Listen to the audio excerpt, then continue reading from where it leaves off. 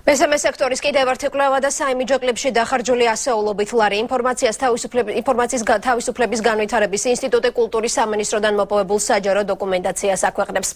მასალების შესწავლის შემდეგ დგინდება, რომ ცნობილი კლიპის სახელწოდებით მე მიყვარს რაჭა 200,000-მდე ლარი დაჯდა. რა თანხა დაიხარჯა სახელმწიფო ბიუჯეტიდან მსგავსი ვიდეო რგოლებისა და კულტურული ღონისძიებებისთვის. 2012 წლის სტატისტიკა თათია კობიძის რეპორტაჟში.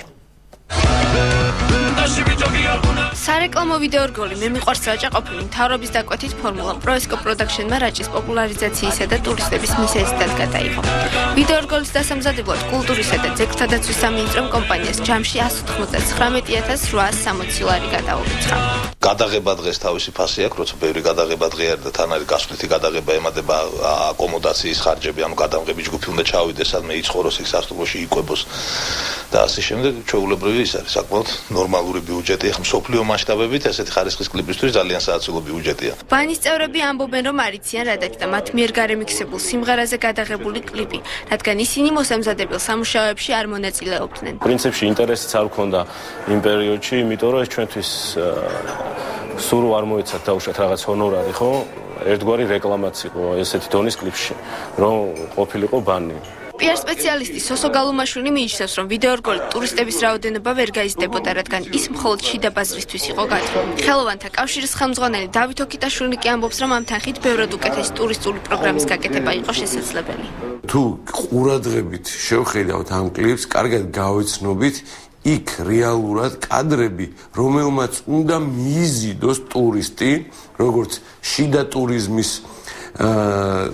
ტურიზმით დაინტერესებული პიროვნებები, ასევე უცხოელი ტურისტები ფაქტობრივად არ არსებობს. და საქართველოს მოსახლეობას აუწყებდა კლიპი, რომ რაჭა ლამაზია და რაჭა კარგია. მე ვფიქრობ, ის თანხები, რომლებიც ამა თუ იმ კლიპებში იყო გადახდილი და მე ვფიქრობ, რომ ეს ძალიან დიდი თანხებია, უმჯობესი იქნებოდა, რომ ჩატარებულიყო ტურისტული გამოფენები, სხვა ქვეყნებში ჩასულიყო, გაეკეთებინათ პოპულარიზაცია.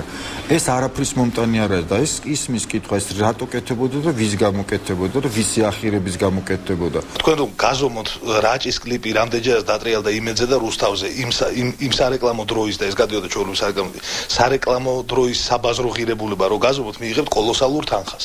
აი ეს თანხა დაიზოგა აქ სინამდვილეში იმით, რომ კლიპი იყო იმდენად ხარისხიანი, რომ ტელევიზიები მას შვებდა მერე უკვე უფასო. რაჭის მცხოვრებთათვის რთული სათქმელია გაიზარდა თუ არა ტურისტების რაოდენობა. ამბობენ, რომ ამ თანხის უფრო ნაყოფიერად დახარჯვა შეიძლებოდა. დიონს დამსვენებელი არასდროს არ აკლდა და რაიონსაც ნელ-ნელა ეტყობა. შეეძლოთ დაეკმაყოფილებინათ მსახიობები, მომღერლები, ბიბლიოთეკარები, ექიმები, 50 ლარი და 100 ლარი რომ აქვთ თვეში ხელფასი და ლუკმა პურის შეტანა რომ არ შეუძლიათ სახლში. ანალოგიური კლიპებია გადაღებული თბილისზე, ბათუმზე, ქუთაისზე, სამეგრელოსა და სვანეთზე. აღნიშნული კლიპებიდან მხოლოდ ერთის მე მიყვარს სვანეთის ბიუჯეტია ცნობილი და ის 244,860 ლარს შეადგენს. ინფორმაციის თავისუფლების განვითარების ინსტიტუტის მონაცემებით 2012 წელს კულტურული ღონისძიებებისათვის სახელმწიფო ბიუჯეტიდან 12 მილიონ ლარზე მეტი დაიხარჯა.